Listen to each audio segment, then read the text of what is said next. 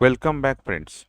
The next important topic in the Core Java series is Java programming structure. Java programming structure. Right.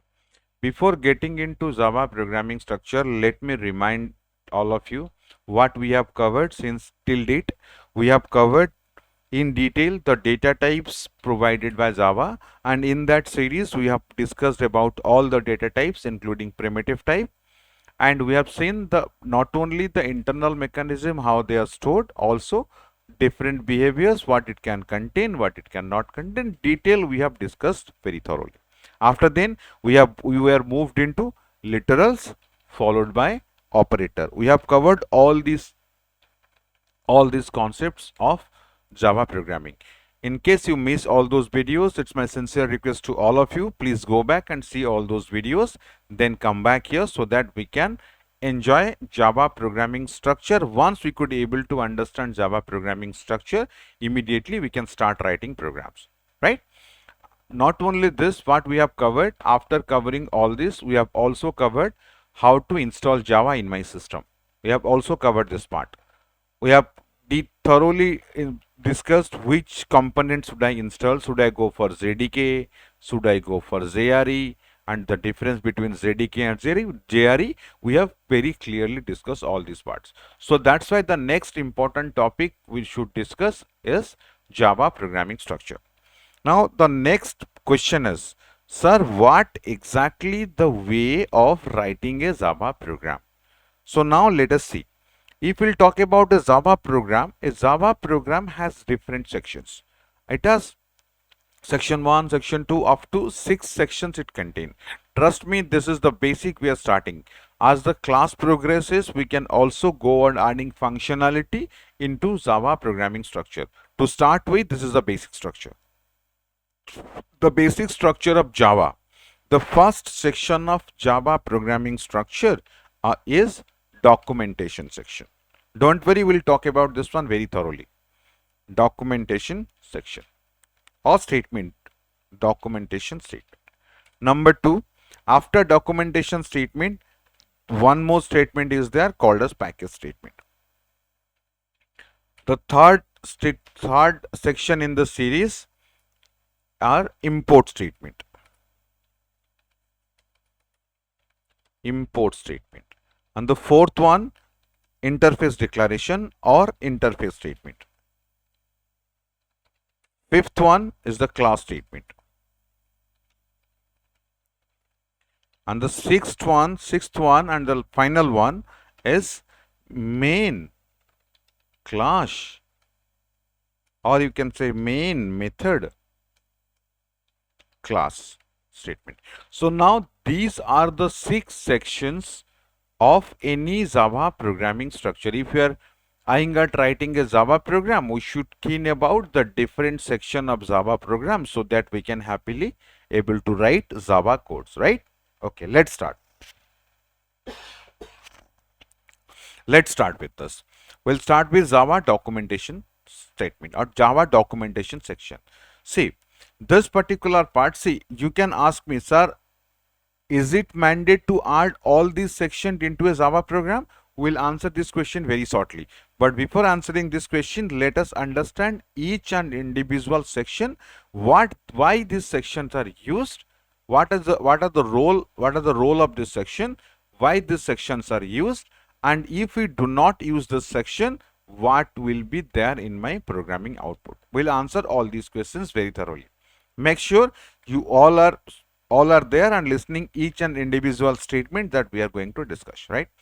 As the name suggests, documentation section. Remember this section, we can call this section as very important section, but yet this is an optional. You can say this is an important section, but it is optional. Means if you don't want to mention this section, you can skip that one. Now you can definitely ask me, sir, at one point of time you are saying this section is very important, and the second one you say this is optional. How these two can be possible simultaneously? This is one interesting question actually. Right, let us answer this question. Let us understood what exactly document statements are. Remember, document statements are considered as comment line. This is the first thing you need to understand. Documentation section, it can contain few things. What it can contain?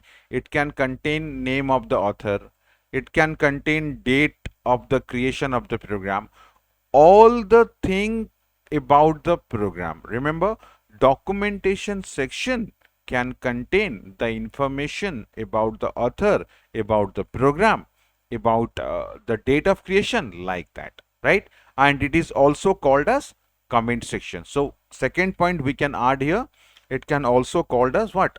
Comment section. What that does mean? That means the statements mentioned in this documentation section are never going to be compiled. Compiler completely ignore this statement. Now immediately you will ask me one question. Sir, how the compiler will recognize this particular section or the statements belongs to documentation statement? Will come through, don't worry. Third thing we have covered, what exactly documentation section contain? It can contain, or it contains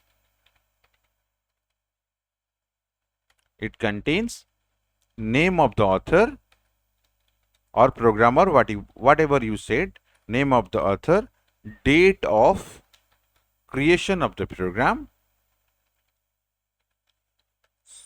etc. Like the information, all the information about that program, who has created it, why he has created it, what is his name, what is on what date and time it has been created, and all. And this particular one are ignored. Remember this point, ignored by the compiler. Means the statements present under this documentation section are never going to be compiled. This is only for the information, right? Now we'll answer your question, we'll answer that query, and that query is something like, how my compiler can recognize which section is a documentation section? Is there any specific notation? The answer to this question is yes. See, we are just confirm the document section is also called as comment section, and Java gives me 3 different options to mention all the comment line. If I want to write a single statement as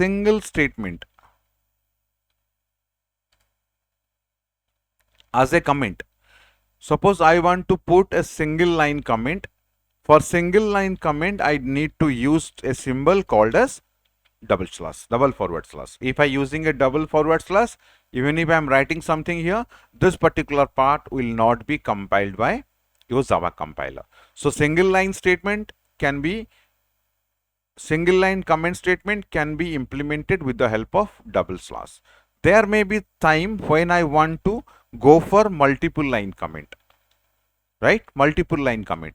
For multiple line comment, Java provides me one more option, one more notation like this. If you are using forward slash followed by asterisk and the end asterisk followed by forward slash, now the content in between these two will be represented as comment line. But this is a multiple line comment. This is a single line comment. Here it can only contain one line. But if your requirement is more than one line, means if all these things, all the things that you want to write in a document cannot be handled in a single line, we can happily go for multiple lines. But if at the same time my requirement is not only single line, not only multiple lines, but information or documentation that can contain in a page, that is more than one multiple line. In that case, what we can do, we can go for the third process of commenting. The third process is something like this. It is something like this, right? So this is what called as comment line statements. If I want to provide a single line comment, I should go for double slash. If I want to specify multiple line comment, this would be like this. If I go for a comment which will contain in a page, or entire page can be accommodated for documentation content or comment like thing, we can happily use this one, right? There is also a significance of using a multiple page or a page comment line, a documentation. It is called as document comment line. The first one is single statement. This is multiple line comment. This is document comment, right? Here we can write a lot of things as a comment, right? And if we are applying Java docs on this particular one, automatically a notation will be created that we'll discuss in some other videos, don't worry. So as if now what we have discussed, if my comment line will be in single line, this is the symbol. If I want to provide in a multiple lines, this is the symbol I can use. And if my requirement is to specify that one beyond multiple line, I can go up to one page. So what we can do, we can take the help of this one. So either of these three or all of these three, or as per the requirement, we can use this comment line. Remember, I repeat, all the comment lines present in a program, maybe single line comment, maybe multiple line comment, maybe page comment or document comment. All these comments are never going to be compiled. These are completely ignored by Java compiler. This can only contain information about the program. That might include name of the author, date of creation of the program, like that. Only those informations will be stored. I hope you could able to understand what exactly this document section is. Please do remember, this particular part is optional. If you don't want to specify anything, please ignore this one. Please ignore this one, right? Now, this is the first section. We have completed the first section. Let's come down to the second section. Second section is called as a package statement. Remember, this particular statement, again, this is optional. Remember this point, this is optional. If you want to specify a package statement for your class, remember, this should be the first line, first non-comment line, I'm sorry, the first non-comment line Java code. Remember this point. If you want to use a package statement, that package statement should be the first non-comment statement in your Java program. Remember this point, right? What it can contain and what exactly package statements are. See, as we have discussed earlier, a package can contain classes, methods, and sub packages. A package can contain all these things, right? So if we want to make the class that we are going to create a part of any package, then only what we can do, we can go for this particular statement. Again, I said this is optional. Again, I said this is optional. If you want to use this one, make sure this will be the first line. Suppose I am writing one statement. I have created a program called as classes. I don't know what has been, something has been written here. There is a program. I want to make this particular program as a part of my package. So what I'll do, I'll go with package student. Now what is going to happen?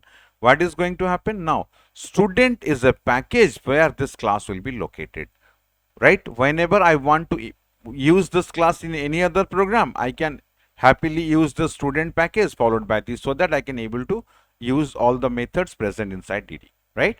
So this is what exactly a package statement is. This is only a small definition. This is only a small description. But whenever we learn package in detail, that will take not less than 10 to 15 hours. Don't worry, we'll talk about package statement in detail later on. But here we need to understand the first section is comment section, the second section is a package section, then we'll come to the third section, right? We'll come to the third section. In the third section, it says import statement. What exactly import statements are and why do we require it? Remember, suppose I'm creating a Java program. Inside a Java program, I have to use a method which is present in which is definitely a part of a class, and ultimately that class is a part of a package, right? And let's say this particular method is a built-in method. Suppose I want to use I want to use a scanner class. So what I need to do in order to use the scanner class, I have to make sure where this scanner class is located. And we know the scanner class is located as java.util.scanner. Java is the name of the package. Util is the Java is the name of the language, util is the name of the package, and dot scanner is the name of the class. If I am writing this, that means I can happily use this particular class inside my program. So what import statement will do? Import statement will confirm if I import a package, built-in package or any package using that import statement, then the methods present inside the class of that package, I can happily use that one in my program. Say for example, I have just said, now what exactly import statements are? We have just discussed import statements. Again, import statements are there to import any package or any class to my program. I can say this will help us to make the class or method, make the class available for use without creating in the program, right? This is why import is used. Remember this point. So the role of import statement is to import any package from either predefined package or a user defined package, doesn't matter. The package will import. If I'll write import student.dd, what that does mean? Now the program I am going to write, this particular program, can happily use the methods present inside this particular class. So this is the beauty of import statement, right? If I want to use a method that is present in class dd, I have to make sure I have to follow the path, and import statement can import the content of the student package followed by this class. This class is now available for my program, right? So import statement is basically help us to make the class available for use without creating it one. Like import statement can be used in three different ways. Suppose I am writing java.util.star. This is one of the notation. The second notation could be import java.util.scanner. Let us understand the difference between these two. So if I add a star here, that means all the classes of this package, suppose util contains 10 packages, let's say. Now all the 10 packages are available for my program.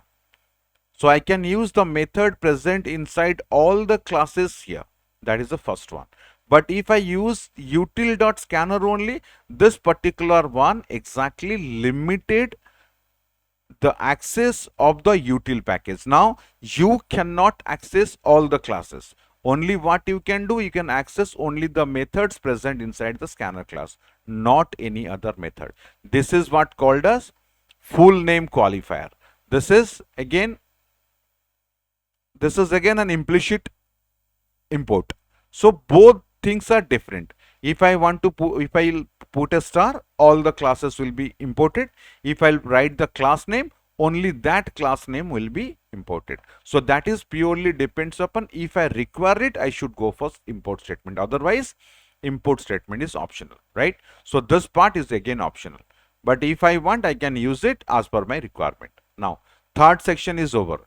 Next, we'll go for fourth and fifth section simultaneously. Remember, interfaces and classes both are pretty similar to each other, but there are some differences, right? See, interface is a kind of thing in Java which can only contain declaration of method. It never talk about implementation, it can only talk about the declaration. Declaration means it can contain number of methods, only declaration of number of methods. Interfaces cannot say what those function is going to do. But what they can say what will be the behavior of that particular method, like what it will take as an argument and what it will take return you after processing, right? So if you want, you can also go for creating interfaces and you can happily implement them in your classes, right? Again, this part is optional. Don't worry, all these parts will be discussed whenever we'll go through object oriented programming. We'll again discuss this particular part very thoroughly. Don't worry, we'll go through that. As I discussed about interfaces, the same cases happen for classes. There might be requirement in my Java program. I have to create 3-4 different classes. One class of course will be there with a main method. I'm not talking about this particular class. I'm talking about all the classes after that. There might be chance in a Java program I might require lot of classes to be declared, lot of classes to be defined, right? So if you want to define this should be defined after the import statement or interface statement, right? I hope you could be able to understand. And what a class can contain, we have clearly discussed about that one. A class can contain not only methods but also variables, instance variables, static variables, like that we can use as per our requirement. So either class or interface or both you can happily use as per our requirement. And we know, since Java is an object oriented programming, what we cannot do, we cannot do anything without class in Java. Remember this point.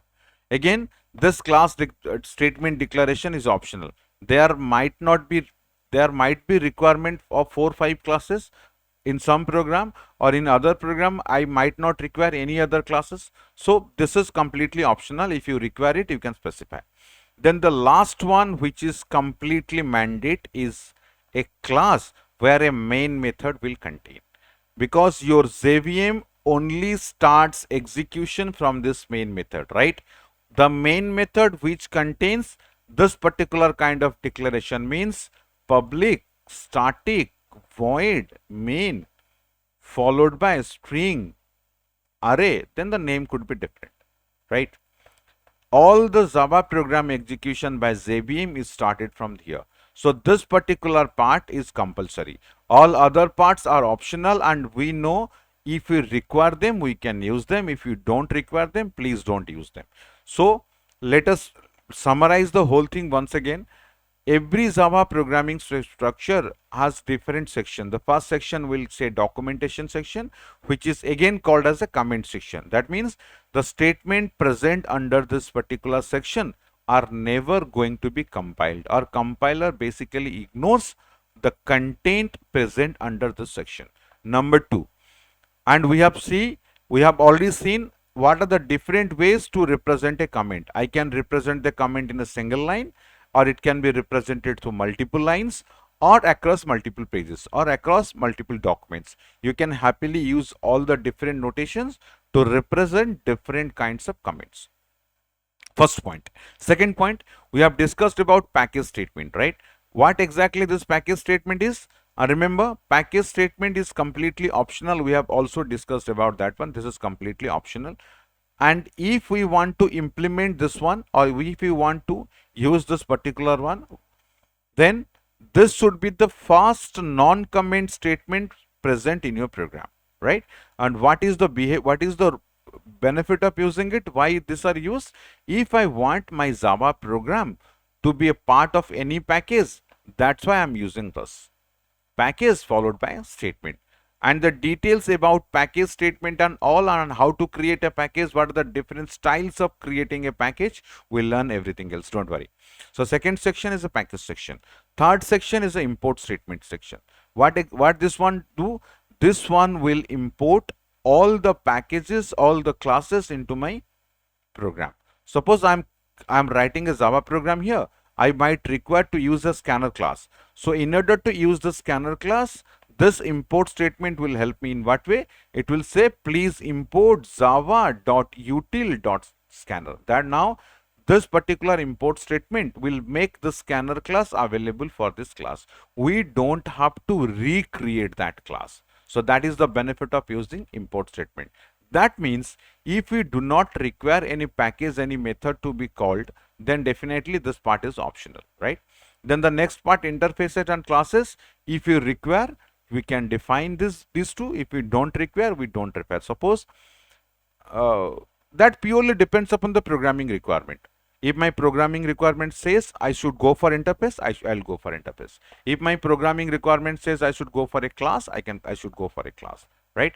But apart from all these 5 sections are completely optional. I might able to specify this, or if I don't require, I don't have to specify this. But what you cannot do, you cannot skip this last section.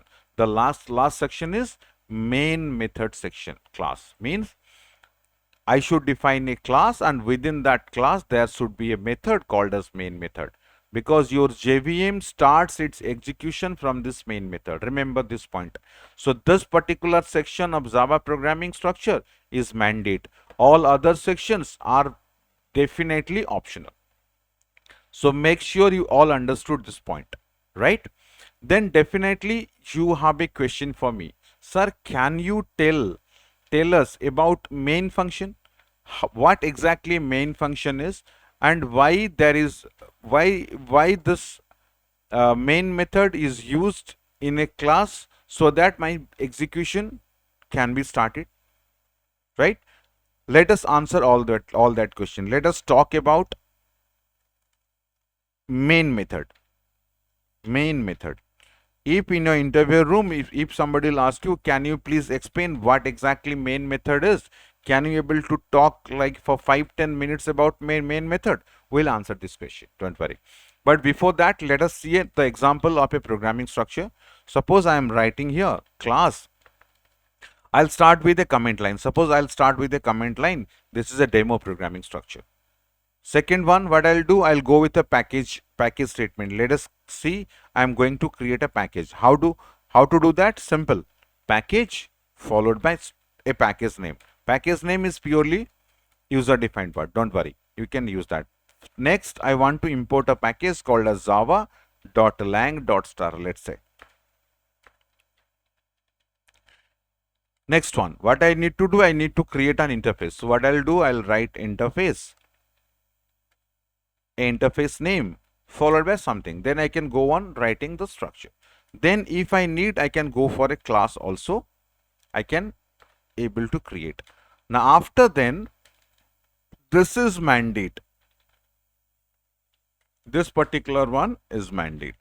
System.out.print within bracket. Sorry, this is not system.out.print. What should I write? I should write like public static void main. This is mandate. Remember this point. This is pretty vital, and we'll just discuss why this is vital, why this one should be there. So now, can you please look at the way that I have written here? Let us see. The first one is definitely a documentation section. I have used a single line comment. The second one says the program I have just written will belong to this particular package, right? Then the third one, what I have done, I have imported all the classes. I have imported all the classes from lang package so that we can happily use them without calling one by one. And if we want to create an interface, we can create that one. Similarly, classes we can create, but all these are optional.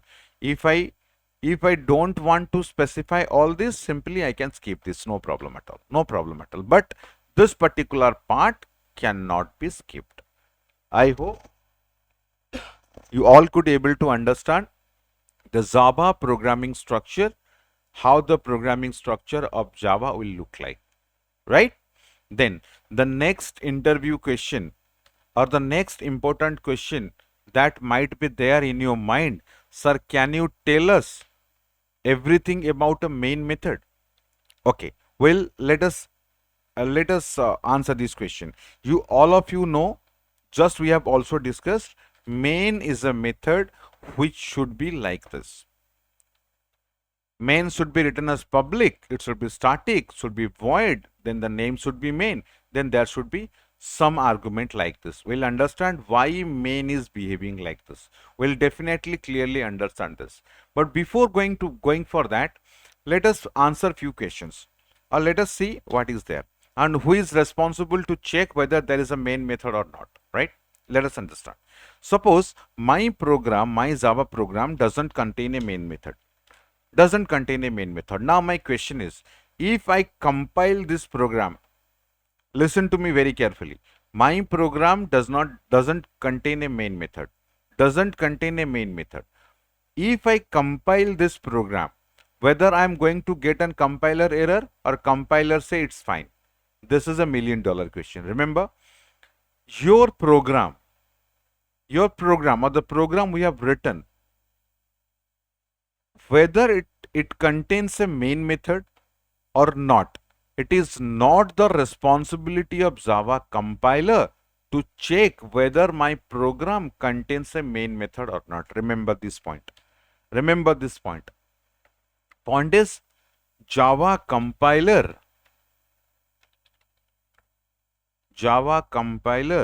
never checks whether there is main method or not.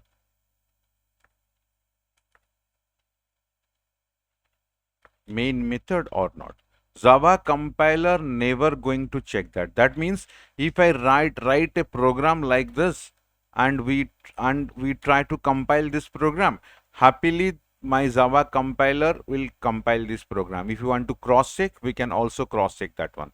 Let us create a Java program. Let me go with test.java. I'll go through. What I'll do, I'll write a class followed by test. Let me do that. Class followed by test. See, I have written only class test, no main method is there. Only one class is there, right? Let us compile this program. Java C test t.java. Immediately my compiler says no problem at all. I can happily compile this code because it seldom matters to me whether your program contains a main method or not.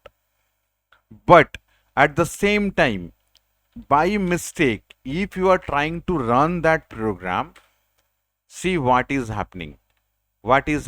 Main method not found in class test. Please define the main method as, can you cross check? Exactly this way you have to define. Remember, exactly public static void main, this is the way you have to define the main method. And this particular error message is not generated at compile time. You can see this particular method generated whenever I am trying to run the Java program.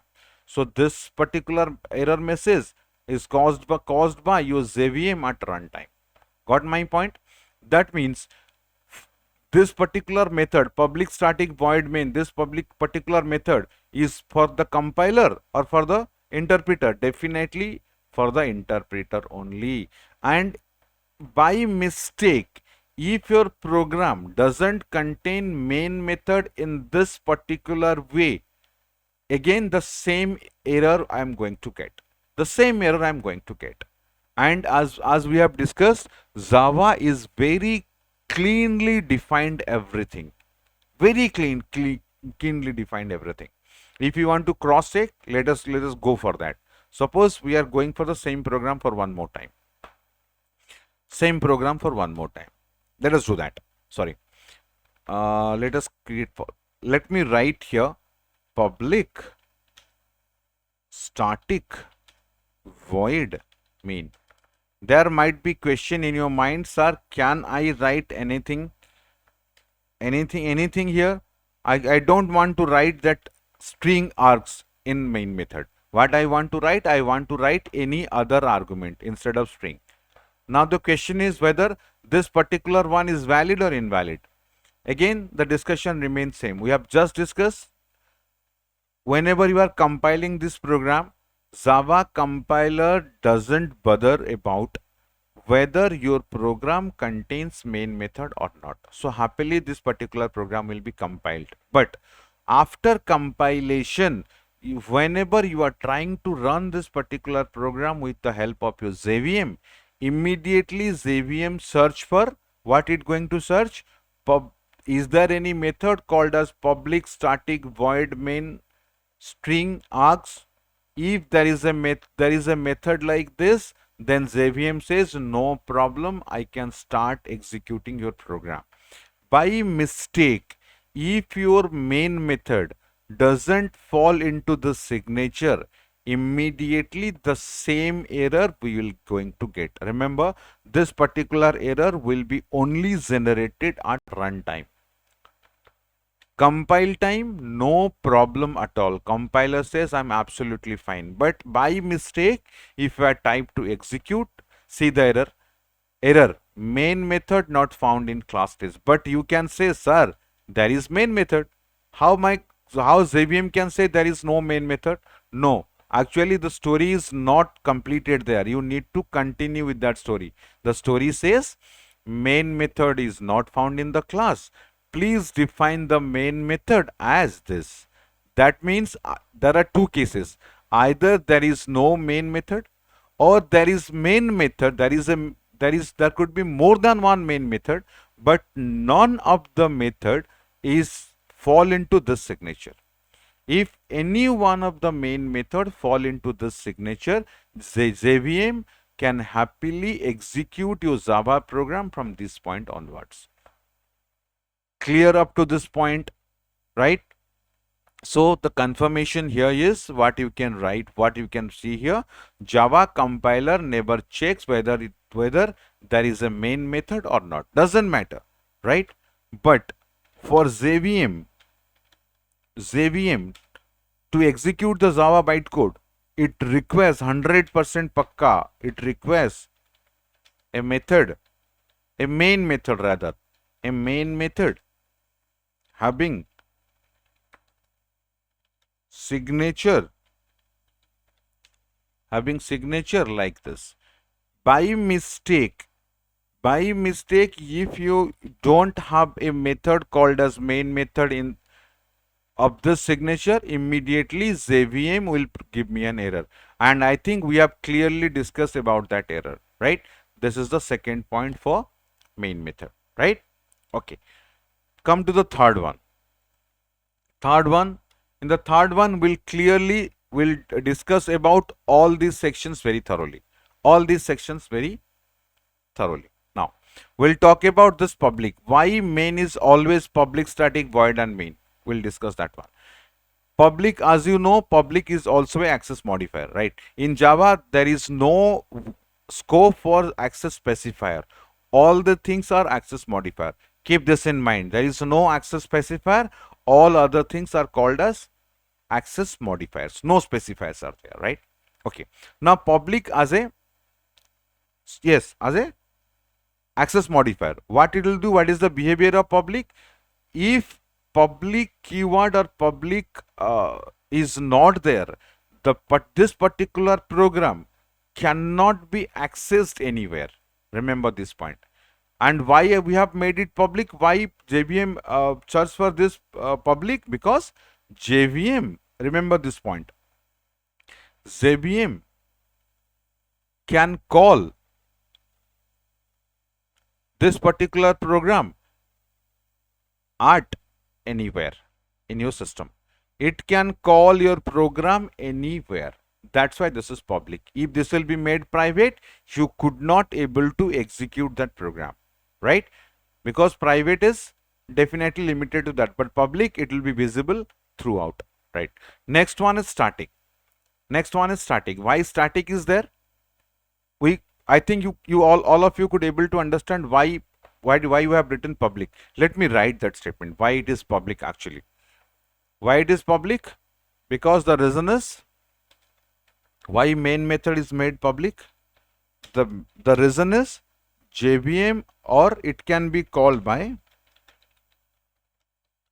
JVM from anywhere.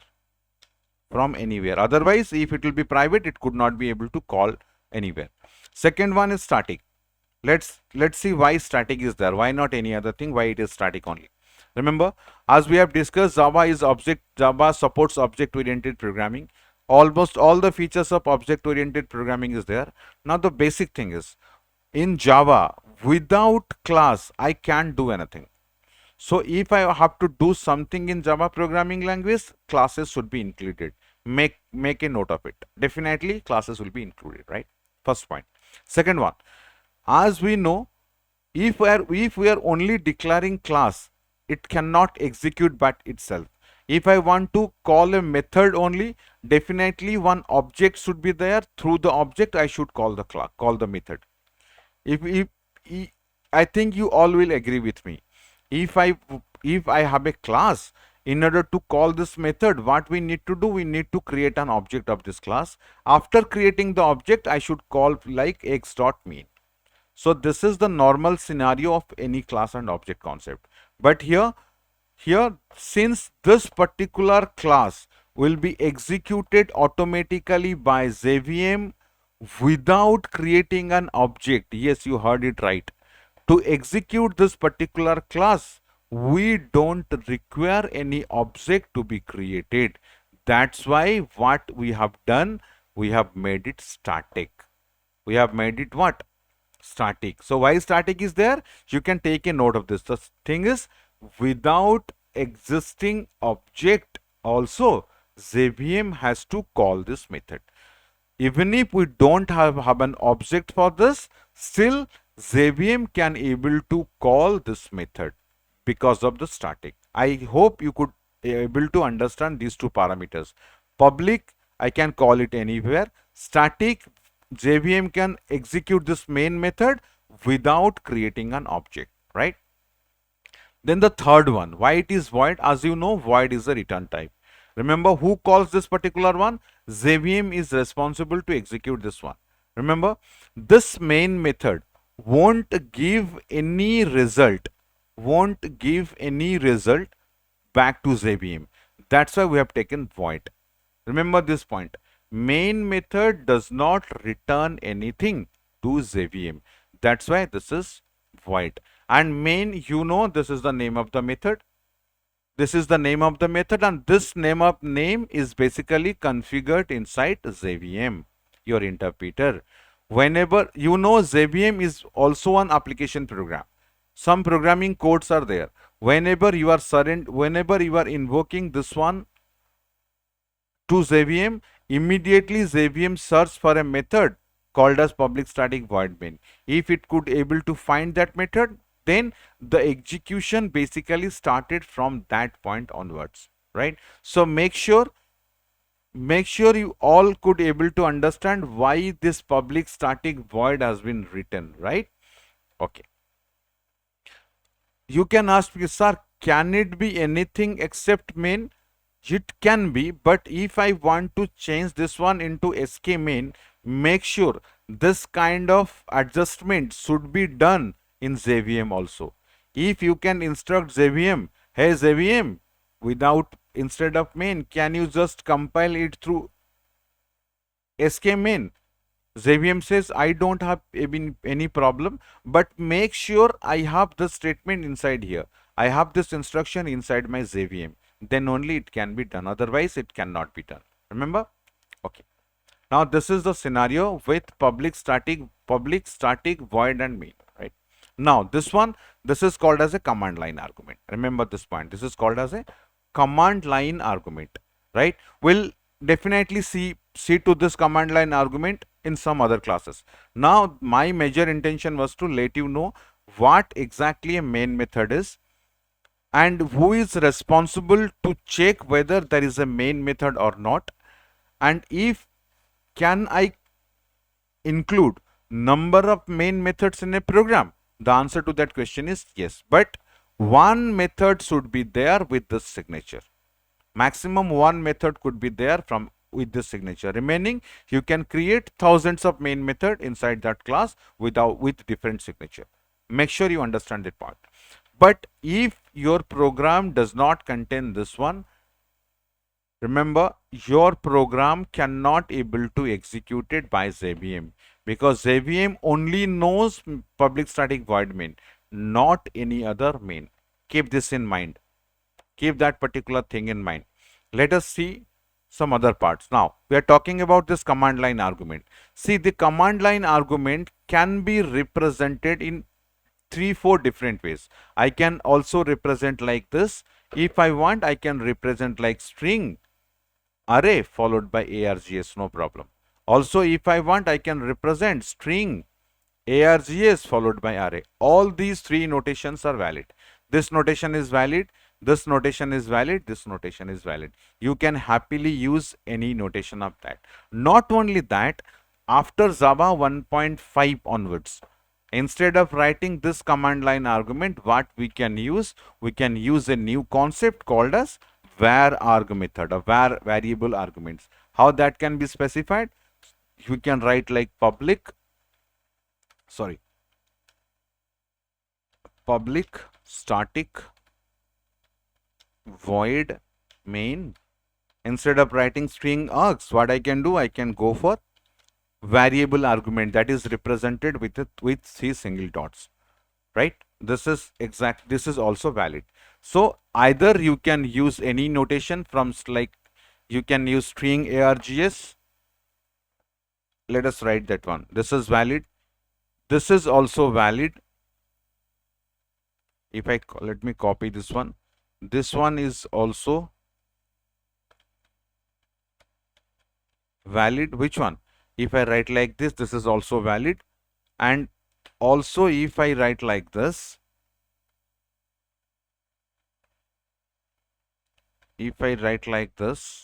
this is also, remember, this is also valid. So you can use any one of these three notations. All these notations are valid, no problem at all. Instead of this array, what I can use var r. So I think this part you can able to understand what can be there and what cannot be there, right? Now, one more modification we can do. What that modification? The order of public static, only these two can be interchanged. If I write static public, no problem at all. The program will compile and happily execute, no problem at all. But remaining all should be same. Remember, signature is definitely pretty vital for JVM. JVM always search for a method having public static void main or static public void main, no problem at all. Either it could be public static or it could be static public. Anything beyond this, if your program file doesn't contain any main method with public static void main, string args, or the reverse one, immediately your JVM, means Java interpreter, will produce an error. Can you please define main with this argument? Otherwise your program could not able to be executed, right? So this is all about a main method. What we have discussed here, we have discussed the programming structure of Java, and also we have looked at in details about the main method. Why main method is always public, static, void and main. Public, I repeat, public is why it is public? Because JVM can access this one from anywhere. Why it is static? Because without creating an object, this particular method can be called by JVM. We know if there is a method inside a class, if I'll create a class, inside the class there is a method. So what we need to do in order to use this method, I have to create an object for this class, then only I can able to use it. But here, since even if main is a method that belongs to a class, we never call that class as class dot something. What we had done, we can directly use this one. So JVM is responsible, or JVM is responsible to execute this one, right? Void, why it is void? Because this particular program does not return anything to JVM. That's why we have written it's void. Void means empty. Main, why it is main? Why it is not any other thing, any other name? Because main is configured in JVM. Previously we have clearly discussed this particular method will be taken care by JVM, not by Java compiler. Remember this point. Whenever you are trying to execute this one, if there will be no main method, any other method, your compiler or your execution cannot be able to start. So make sure you understand all these points. right? With this notation, I'll come to the conclusion of this session. This session might help you to understand the different programming or the programming structure of Java, and also I have tried to explain details about main method that might help you not only in your examination but also in your interview room. Thank you so much for joining. In the next video, we can come up with some more important topics of core Java. Thank you so much. Thank you all.